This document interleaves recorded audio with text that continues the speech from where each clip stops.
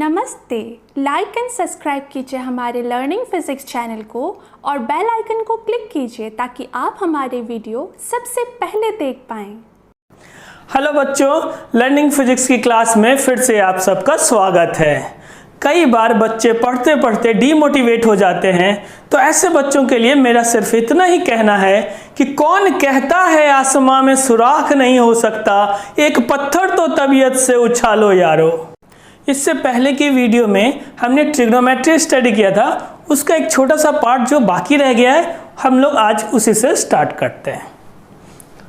Physics में कई बार हमारे पास ऐसे एक इक्वेशन आ जाता है, जैसे साइन थीटा इक्वल्स टू 0 है। तो अब साइन थीटा इक्वल्स टू 0 का जनरल सॉल्यूशन क्या होगा, हमें वो सीखना है। देखो, अगर हम लोग साइन 0 की बात करें तो साइन 0 क्या होता है, 0। साइन 90 डिग्री होता है +1। साइन 180 डिग्री फिर से 0 होता है। साइन 270 डिग्री होता है -1। अब अगर हम लोग पाई के टर्म में लिखे तो यहाँ होता है 0, यहाँ π/2, यहाँ पाई, यहाँ 3π/2 और यहाँ 2π। तो अभी देखो, अगर साइन थीटा 0 है तो या तो यहाँ पर होगा साइन थीटा की वैल्यू या यहाँ पर रखेंगे, यानी कि 0 फिर पाई, फिर 2π, 3π, 4π, 5π, 6π। इसका मतलब हुआ कि कोई भी जनरल वैल्यू अगर आप लेते हो इंटीग्रल मल्टीपल ऑफ पाई, तो उस कंडीशन में साइन थीटा की वैल्यू 0 होती है।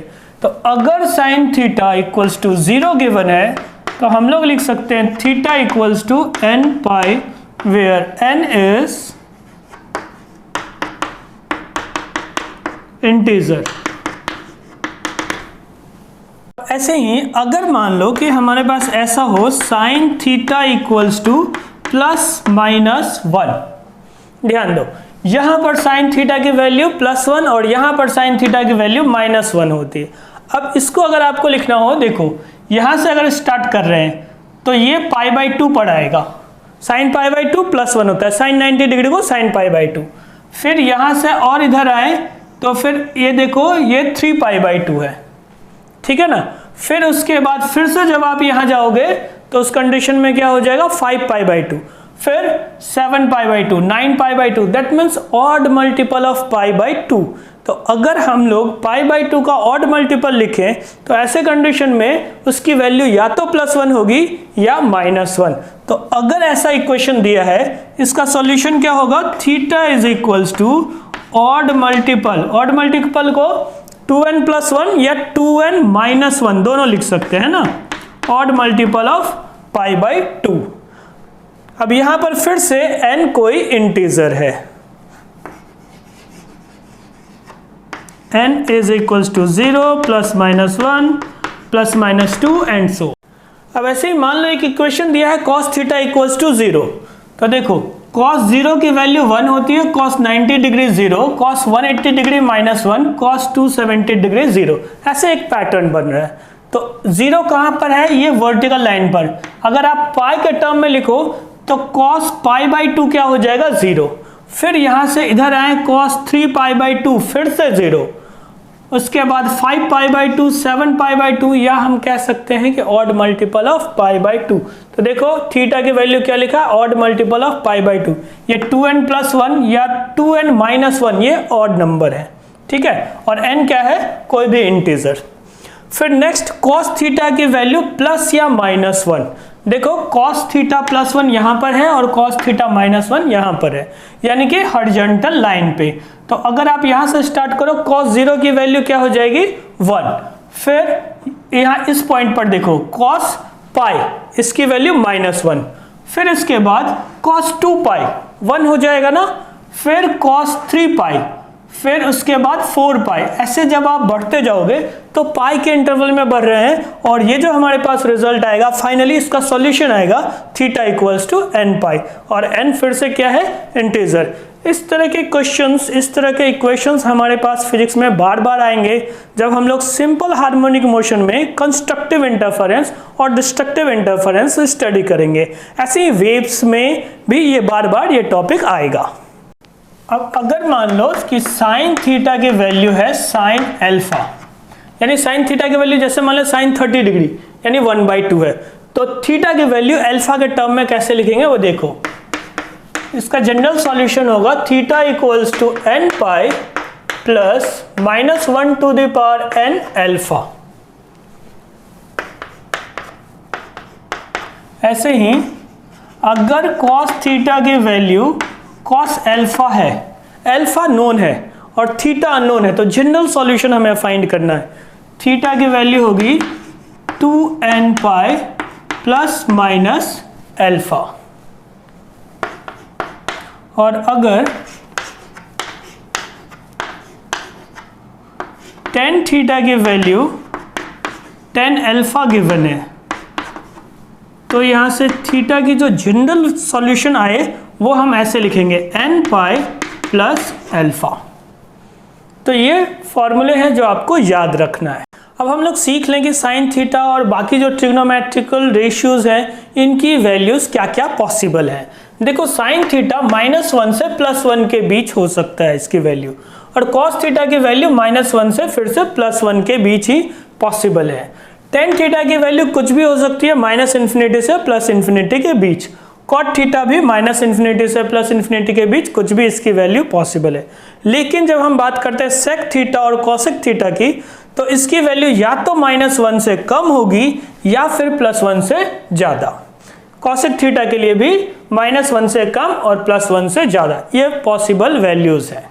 अब देखो कई बार हमें फिजिक्स में ऐसे कुछ टर्म्स आ जाते हैं, जब हम लोग सिंपल हार्मोनिक मोशन पढ़ें या वेव ऑप्टिक्स, उसमें इस फॉर्म में कुछ टर्म आ जाता है a sin theta plus b cos theta. अब हमें इसकी मैक्सिमम और मिनिमम वैल्यू फाइंड करनी है। तो देखो हम मान लें कि a cos अल्फा ये स्मॉल a है और a sin अल्फा ये स्मॉल b है। तो आप ऐसे लिख सकते हो ना, अगर इन दोनों को स्क्वायर कर दो और फिर प्लस कर दो, तो यहाँ पर क्या हो जाएगा, a square cos square alpha plus a square sine square alpha, जिसमें sine square alpha plus cos square alpha 1 हो जाएगा। हमारे पास रिजल्ट सिर्फ a स्क्वायर आएगा। तो यहाँ से a की वैल्यू आप ऐसे लिख सकते हो। साथ ही साथ अगर इन दोनों को डिवाइड कर दें, देखो ये टर्म साइन अल्फा है और ये टर्म दूसरा वाला कॉस अल्फा है। अगर इसको ऊपर और इसको नीचे रखें तो हमारे पास जो रिजल्ट आएगा वो ऐसा आएगा, tan alpha equals to b by a और alpha equals to tan inverse b by a। तो हमने ऐसा कंसिडर किया है। अब ये वैल्यूज को वहां पे z में पुट कर देते हैं। देखो z equals to a cos alpha sine theta plus b की वैल्यू फिर ये a sine alpha into cos theta, ऐसा लिख देते हैं। अब दोनों में से a कॉमन है, तो फिर हमारे पास कैसा रिजल्ट आएगा, a into sine theta cos alpha plus cos theta sine alpha. अब देखो तो ये एक फॉर्मूला बन गया ना, sign A cos B plus cos A sine B के फॉर्म में, यानी साइन ए प्लस बी इसको लिख सकते हैं। तो ये हमारे पास कैसा आ जाएगा, साइन थीटा प्लस अल्फा। और इससे पहले हमने स्टडी किया था कि साइन थीटा या साइन थीटा प्लस अल्फा या कोई भी ऐसा ट्रिग्नोमेट्रिकल रेशियो जो साइन के टर्म में है, उसकी मैक्सिमम वैल्यू +1 और मिनिमम वैल्यू -1 होती है। तो यहां से हम लोग कह सकते हैं ना, z maximum is equals to +a, और ऐसे ही minimum value of z is equals to -a, और a क्या है, square root of a square plus b square. तो ये एक रिजल्ट आ गया। अब इसी पर बेस्ड एक क्वेश्चन को हम लोग सॉल्व कर लेते हैं। जैसे यहां पर हमने z लिख दिया 4 sin theta plus 3 cos theta. अब हम लोग फाइंड कर लें कि z की मैक्सिमम और मिनिमम वैल्यू क्या होगी। देखो इसको आप ऐसे लिख सकते हो ना, a sin theta plus alpha where a is equals to square root of 4 square plus 3 square, जो इससे पहले हमने अभी सीखा था, सेम कॉन्सेप्ट यहाँ यूज कर रहे हैं। तो ये सॉल्व करके क्या आ जाएगा, 5। और अल्फा की वैल्यू फाइंड करनी हो तो आप ऐसे लिख सकते हो, tan अल्फा इक्वल्स टू 3/4 और ये tan 37 डिग्री की वैल्यू है, यानी कि यहाँ से अल्फा 37 डिग्री आ जाएगा। तो अब आप z को ऐसे लिखो, z is equals to 5 sin theta plus 37 degree. अब इसकी मैक्सिमम वैल्यू क्या होगी, +5 और मिनिमम वैल्यू -5।